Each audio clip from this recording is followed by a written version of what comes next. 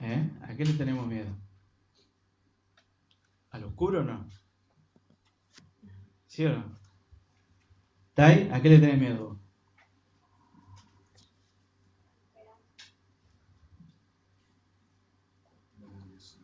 Hay gente que le tiene miedo a las arañas, a los sapos, a las... algún miedo a algunas cosas.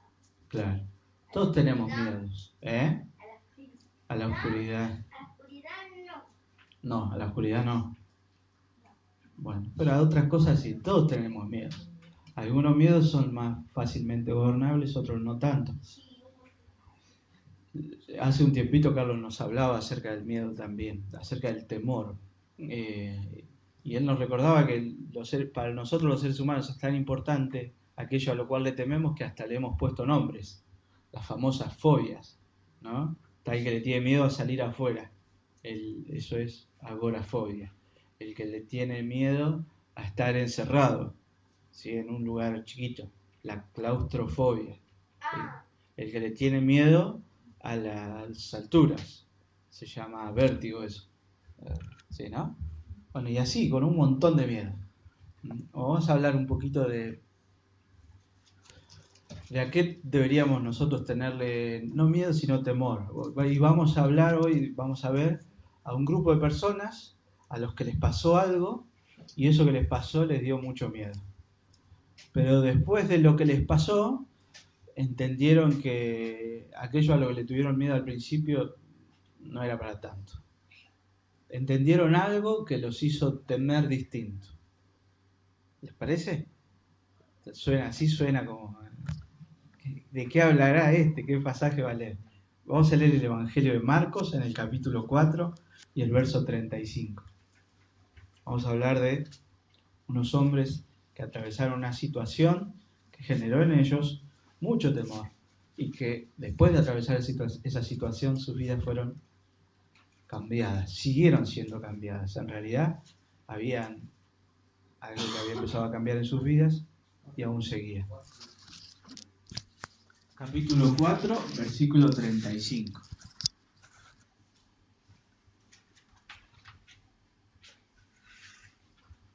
¿Estamos?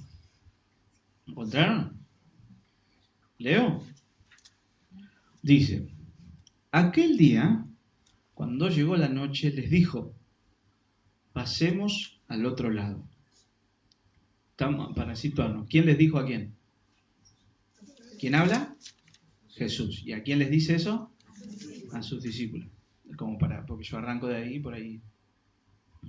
Aquel día, cuando llegó la noche, les dijo, pasemos al otro lado, y despidiendo a la multitud, le tomaron como estaba, en la barca, y había también con él otras barcas.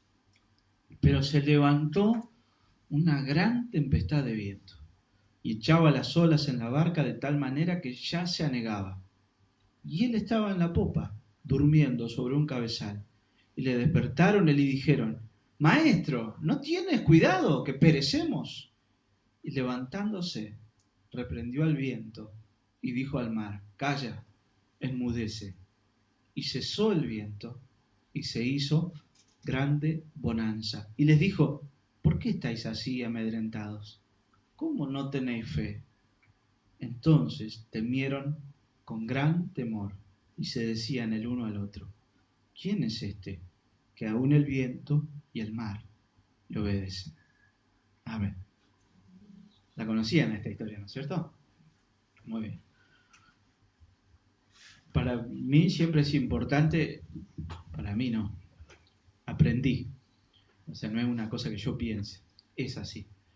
Que nosotros siempre tenemos que buscar el contexto de aquello a lo que estamos leyendo. ¿Sí? Yo he escuchado muchas enseñanzas basadas en este pasaje, que decían que en el medio de la tormenta tenemos que confiar en Dios, ¿no? Y es cierto, en el medio de la tormenta debemos confiar en Dios, pero vamos a tratar de entenderlo un poquito más profundamente este pasaje. Primero, vamos a ver dónde estaban ellos y a dónde iban. Ellos estaban en Capernaum, en la región de Galilea, y se iban cruzando el mar de Galilea a una región que se llama Gadara, ¿sí? Donde vivían los gadarenos. ¿Alguien escuchó hablar de algún gadareno? Aparece un gadareno en la Biblia. ¿Qué le pasó a ese gadareno? Estaba endemoniado, ¿sí? Y el Señor, fíjense este detalle, él vivía en Capernaum, Jesús, tenía un lugar donde parar, y él estaba predicando en ese lugar, en Capernaum. Dice que se había juntado pero tanta gente, que no podía estar ahí parado Jesús. Esta parte del ministerio está caracterizada por eso. Se llena de gente y no puede ni caminar Jesús a veces. Y entonces él había decidido, como algunos de sus discípulos eran pescadores y alguno tendría la barca o tendría algún conocido con barca, él se había subido a la barca y se había metido un poquito al mar y desde ahí predicaba. La gente estaba toda en la orilla, pero bueno, él predicaba como desde un lugar más seguro, ¿sí?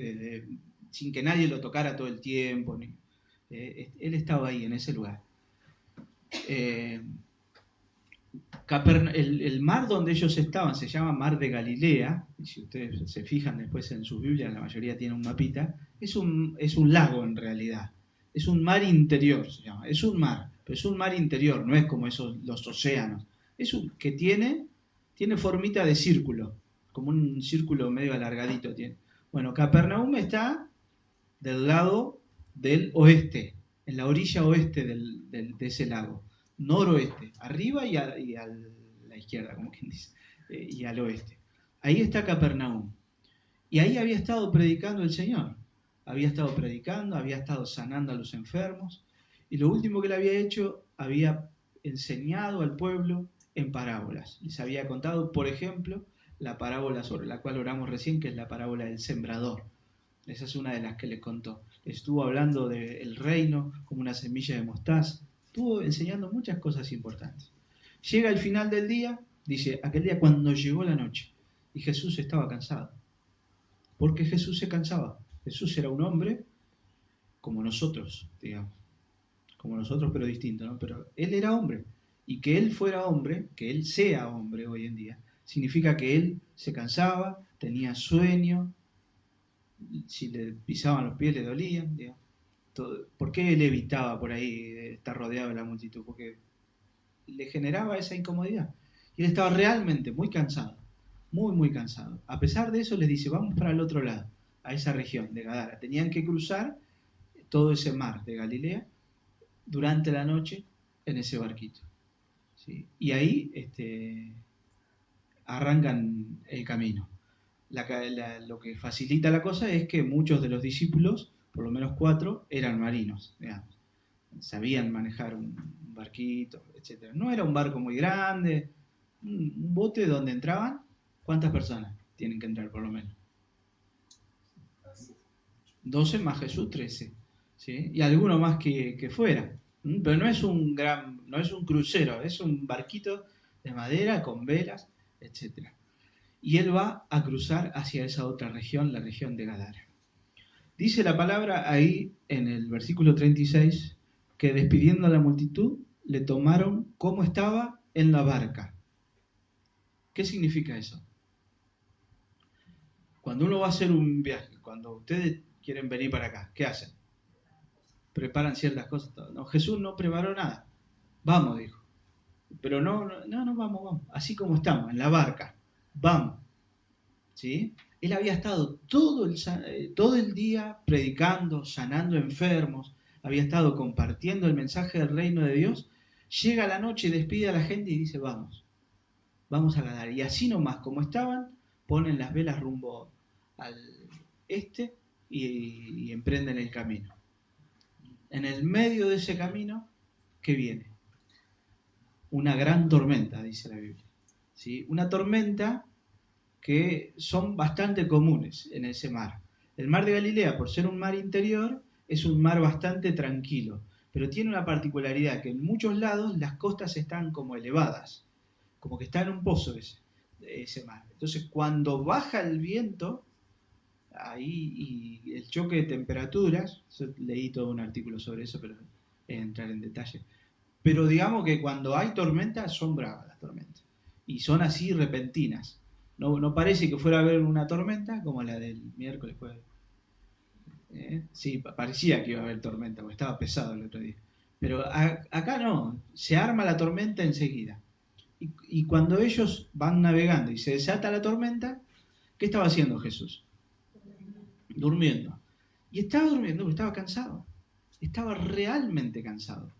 Muy cansado. Estaba tan rendido. ¿Vieron esos días cuando uno tiene mucho que hacer y está todo el día trajinando y cuando llega la noche y se acuesta, no se acuerda más nada? ¿Se durmió profundamente? ¿Eh? A mí me ha pasado algún día. Después Cari me cuenta el otro día. Anoche vino Emilia y me pidió agua o algo así, y yo ni cuenta me di. Está bien, yo tengo el sueño profundo, ¿sí?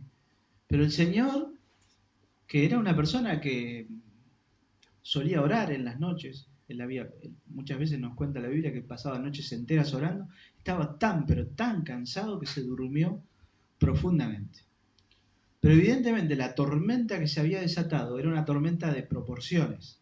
Los marinos no se asustaban por cualquier cosa, no es la primera tormenta que ellos van a ver. O sea que si nosotros estamos en el mar, en una laguna nomás, y se levanta un poquito de viento, nos vamos a asustar enseguida. ¿Por qué? Porque no tenemos experiencia. Pero alguien que sabe, que está acostumbrado a vivir, que ha experimentado esas tormentas, no se asusta, sino más sabe cuándo una tormenta realmente es de temer y cuándo es una tormentita, digamos, que puede capearse. Evidentemente ellos, cuando empezó la tormenta, el agua empezó a entrar en el barco, ellos empezaron a sacar el agua afuera, todo, pero en un momento temieron por sus vidas, tuvieron miedo. ¿Y qué decidieron hacer? Despertar a Jesús. Lo despiertan. Algo bueno que hacen ellos es saber que tienen que despertar a Jesús. Ellos confían en el Señor, saben que lo tienen que despertar.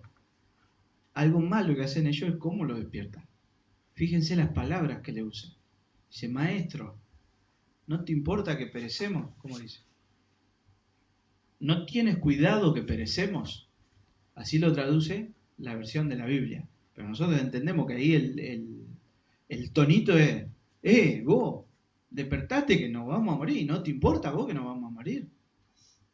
Ellos saben que es Jesús el que está ahí. O sea, por eso lo despiertan. Ellos saben a quién están despertando. Saben más o menos, no saben del todo quién es. Pero han visto milagros hechos por Él, han escuchado lo que Él ha dicho de sí mismo. Pero sin embargo, los gana el miedo, los gana la desesperación. Y por eso, porque el temor se les metió en el corazón, lo despiertan de esa manera, con un reproche tan duro. ¿A vos no te importa lo que nos está pasando? ¿Acaso ellos piensan, claro, como este puede hacer milagros, capaz que el barco se hunde y a él no le pasa nada, pero nosotros sí, nos vamos a morir? ¿O qué? No saben, no, están desesperados y no saben qué pensar, y entonces agarran y lo despiertan así. Che, vos despertate, o no te importa lo que nos pasa. Pareciera que Jesús está ahí y en realidad está profundamente dormido. Está cansado. Dice ahí que está, nombra la parte del barco, cabezal, sobre un cabezal estaba apoyado. Los barquitos esos tienen dos puntas, ¿no? La proa y la popa. La proa la parte de adelante, la popa la parte de atrás. En la parte de atrás está durmiendo Jesús. No es que hay como una camita ni nada, una madera. Puso la cabeza en la madera y ahí se durmió Jesús. Está profundamente dormido. Y sus discípulos lo despiertan. ¿Qué hace primero él? Calma la tormenta. Se levanta, mira y le manda al mar y a la tormenta cesar. Calla, enmudece, le dice. Y la tormenta cesa inmediatamente. Y el mar se aquieta inmediatamente. No es que de a poquito, inmediatamente.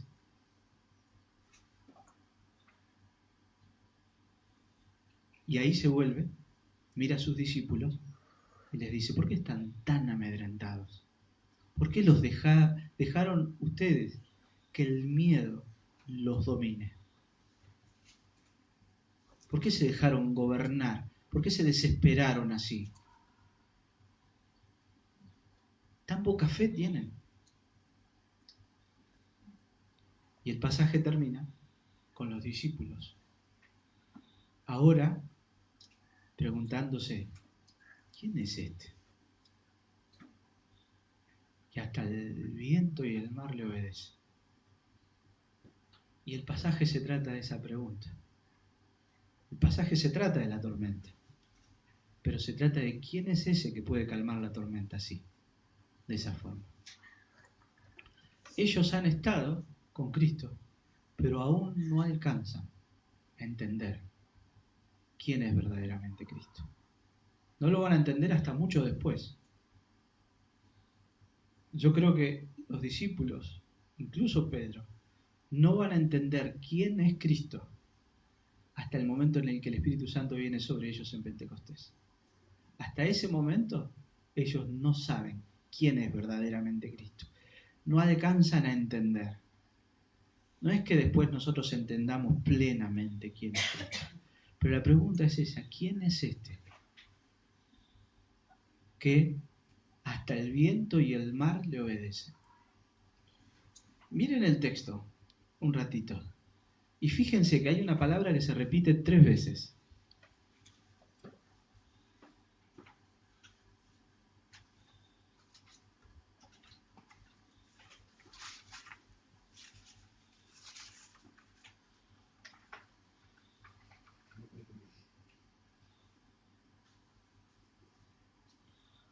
¿La encontraron?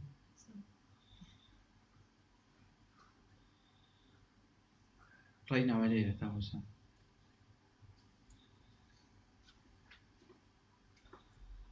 Coco, ¿qué palabra se repite 3 veces?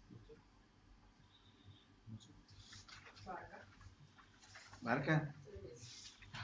Mira, yo conté otra. Barca se repite 3 veces. Está bien. ¿Y a otra más? No.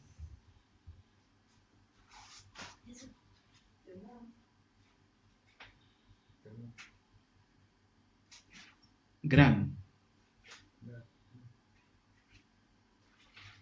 Busquen.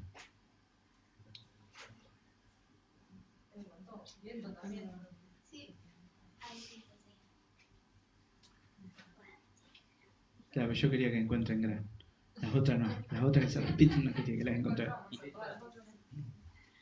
Fíjense el uso de la palabra gran o grande acá. ¿Qué hay primero? Una gran tempestad.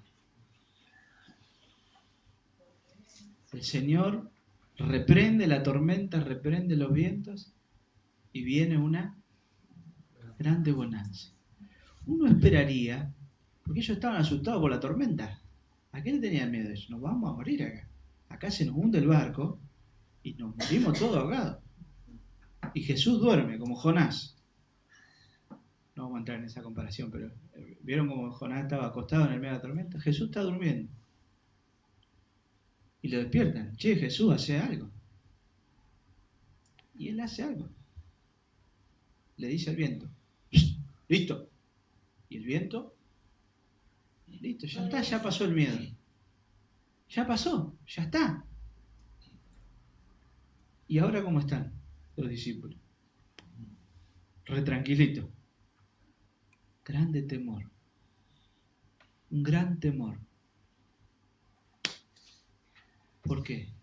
Se preguntan, ¿quién es este? Que aún los vientos y el mar le obedecen. Eso les produce temor. ¿Con quién estamos? ¿A quién estamos siguiendo? Busquen el libro de los Salmos.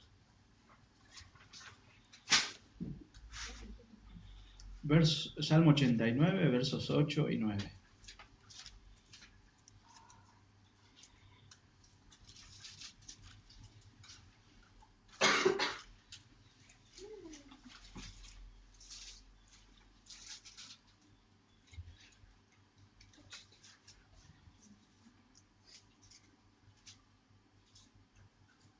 ¿Lo tenés? Léelo fuerte. Oh Jehová, Dios de los ejércitos, ¿quién como tú? Poderoso eres, Jehová, y tu fidelidad te rodea. Tú tienes dominio sobre la braveza del mar. Cuando se levantan sus ondas, tú las sosiegas. ¿Quién es el que tiene poder sobre el mar? El Señor. Ellos han estado con Jesús y Jesús ha perdonado pecados. Y eso empieza a hacer ruido en los discípulos. Jesús ha hecho milagros. Ha sanado a un leproso. Hace un ratito sanó a un leproso. Ha sanado leprosos. Ha dicho él mismo, yo soy el Señor del sábado. Con lo que para un judío significaba eso. Los judíos hoy en día, uno entra en auto en un barrio judío ortodoxo donde respetan el sábado a rajatabla, tienen permitido apedrearte el auto. Te apedrean, porque el sábado es sagrado para ellos. El sábado no se hace nada. Jesús acusa a los fariseos. Si se les cae una vaca, no la van a ir a levantar. Ellos habían acomodado el sábado, habían hecho el sábado como una idolatría. Y Jesús les dice, yo soy Señor del sábado.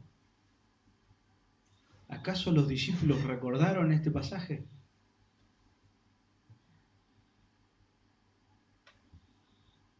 Ellos ven a ese Jesús que está con ellos calmando la tempestad. ¿Quién es ese? Están empezando a entender que el que está con ellos en la barca es el Hijo de Dios. Todo el Evangelio de Marcos apunta a que nosotros entendamos que Cristo es el Hijo de Dios. Nosotros vemos acá, el otro día estuvimos hablando acerca de la deidad de Cristo, de que Cristo es Dios, el miércoles pasado. Y hablamos de la importancia de esta doctrina en la fe cristiana, que es la doctrina principal de la fe cristiana. Cristo es hombre, completamente hombre. Cristo es Dios, completamente Dios. Hoy analizamos el miércoles un montón de movimientos antiguos y nuevos que están atacando esa verdad. En el centro de todos los ataques está siempre esa verdad. Y vemos a Cristo hombre acá porque está cansado y durmiendo, agotado. Y en el versículo siguiente vemos a Cristo Dios diciendo, calla, enmudece, y los vientos y el mar le obedecen. Los discípulos empiezan a dar cuenta ahora que lo importante no es la tormenta, lo importante es lo que vaya adentro. La reacción inicial de ellos al entender apenas mínimamente quién es Jesús es el temor. Ahora entienden que no tienen que tener temor de la tormenta. Y la reacción de ellos ante Cristo es el temor. Fíjense cómo el Señor les reprocha. Ellos le reprocharon a Jesús. Le dijeron, ¿a vos no te importa que nos estamos muriendo? Despertate. Y Él, después de calmar la tormenta, primero atiende, calma la tormenta, y después les dice, ¿por qué estás tan amedrentados? ¿Por qué dejaron que la desesperación los gane? ¿No saben quién soy yo? ¿Todavía no entienden quién soy yo? ¿Tan poca fe tienen? Les leo una cita de un hombre que se llama David Guzik. Es un pastor de Estados Unidos. Él dice, no era su temor hacia la tormenta que hizo que Jesús le dijera que no tenían fe. Una pequeña barca en una gran tormenta es un lugar que da temor. Y el temor inicial en sí mismo no está mal. Lo que los discípulos eligieron hacer con el temor hizo la diferencia. Yo he escuchado muchas veces predicar acerca de esto, como para decir que no tenemos que tener miedo porque nosotros vamos a la misma barca que Jesús, y entonces no importa la tormenta, Dios la va a calmar. ¿Sí? Pero vemos a Pablo que tuvo que atravesar una tormenta y no la calmó Dios la tormenta, se rompió el barco, se hundieron. El Señor no permitió que ninguno de ellos muriera. ¿Cómo nosotros actuamos? No está mal tener miedo. Es natural que el hombre tenga temor ante una situación difícil. El asunto es qué hacemos con el miedo. Y la respuesta para el miedo es esta, saber en quién hemos creído. Yo les decía que estos hombres, después de tratar de entender apenas un poquito, de tener un vislumbre de quién es este, Jesús se les va revelando de a poco, ¿no es cierto? Ellos van entendiendo de a poco. ¿sí? Los judíos esperaban un Mesías, un Salvador. Lo que no entienden es esto de que el Cristo de Dios, el Hijo de Dios, es Dios mismo hecho carne. Esto es lo difícil de asumir. Y cuando Jesús lo afirma en los evangelios, la reacción natural de muchos es atacarlo, querer matarlo. Lo matan por eso a Jesús, porque Él dice que es Dios. ¿No es cierto? Eso es lo que la causa. Blasfemia, dicen, y se rasgan las vestiduras. Los discípulos están empezando a entender y experimentan ahí temor. Ese temor va a desaparecer en el día de Pentecostés. Porque Pedro, que estaba en esta barca, tuvo miedo de la tormenta y después tuvo miedo de ¿quién es este? Y el día de Pentecostés, ese mismo Pedro que cuando crucifican a Jesús lo niega, él se para delante de toda una ciudad y afirma lo mismo que afirmó Jesús y por lo cual lo mataron. Que Cristo murió para perdonar los pecados de todos. Predica el Evangelio delante de cientos de personas ahí afuera. Y los confronta y les dice, arrepiéntanse y crean en Cristo. Ya no hay temor. Eso mismo experimenta Pablo en esa tormenta. En la tormenta en la que él termina naufragando en Malta, vemos a un Pablo tranquilo. Esa misma calma, esa misma confianza, esa misma seguridad, la experimenta Esteban cuando está a punto de ser muerto. Él mira a los cielos y ve al Señor que lo está recibiendo, lo está esperando. Entonces, no quiero hacerlo así como demasiado alegórica, pero es cierto, a nosotros nos toca a veces atravesar tormentas, dificultades, etc. Pero no se trata de nuestras dificultades, se trata de quién es Él. Entonces, es natural que nosotros experimentemos temor. Está bien, es necesario. El temor es un instrumento de Dios para nosotros. A veces, pero la palabra de Dios nos manda a tener temor del Señor. Un temor que no es miedo, sino que es respeto. Le explicaba el otro día Vero a Julia. Esa es la pregunta ahí, la que se hacen los discípulos. ¿Quién es este que aún los vientos y el mar le obedecen?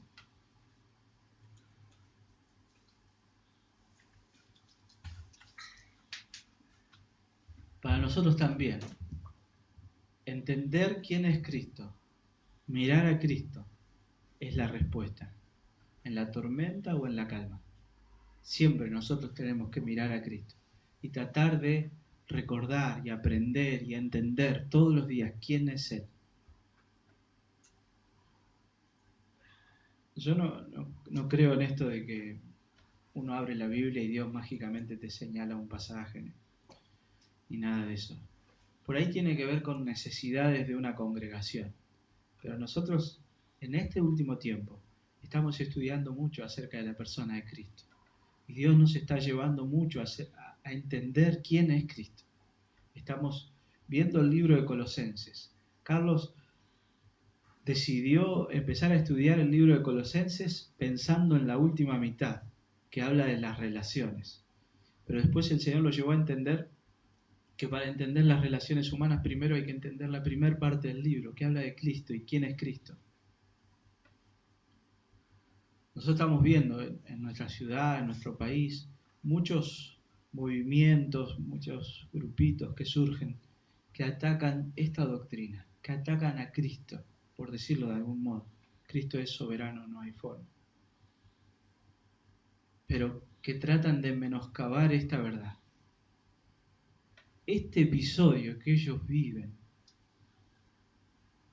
fue soberanamente decidido por Dios para que ellos sigan entendiendo quién es Él, para que ellos vean que Él es el mismo del que hablan los salmos. Él es el que calma la tormenta, el que tiene poder sobre todas las cosas, incluso sobre las fuerzas naturales. Después de esto, Jesús va a llegar a la costa de Gadara, va a reprender a los demonios, va a liberar a ese hombre de los demonios. Para eso va a usar una una piara de cerdos, y la gente de Gadara lo va a rechazar, porque son más valiosos los chanchos que la vida de ese hombre. Y él se va a volver, se vuelve a Capernaum, él cruza el mar, libera al endemoniado y se vuelve. Y él cumple dos propósitos, liberar al endemoniado, pero mostrarles en el medio de este viaje a sus discípulos quién es él. Cuando en el medio de la tormenta nosotros tenemos que recordar quién es él. No mirar a la tormenta, mirarlo a él. Él vuelve a Capernaum, resucita a la hija de Jairo, a la mujer con el flujo de sangre. Todo el libro de Marcos es un libro de mucha acción, pero toda acción tiene ese sentido, que nosotros entendamos quién es Cristo. Cristo es el Hijo de Dios. Si nosotros sabemos quién es Cristo, si nosotros sabemos en quién hemos creído y en quién hemos confiado, podemos decir como Job, yo sé en quién he creído, yo sé que mi Redentor vive. El tema está en poner la mirada en Jesucristo. No podemos alegorizar y decir que si nosotros despertamos a Jesús orando, Jesús nos va a calmar las tormentas. No podemos decirlo, no podemos sacar ese principio de esta narración, porque a veces Dios decide que la tormenta sigue. Pero si la tormenta sigue,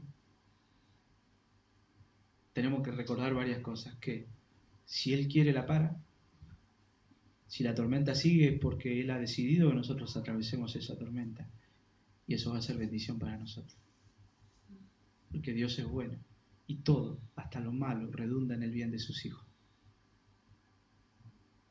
Incluso detrás de la tormenta más fea, Dios tiene un propósito bueno para con nosotros. Y esa es nuestra confianza. Porque si nosotros miramos la tormenta,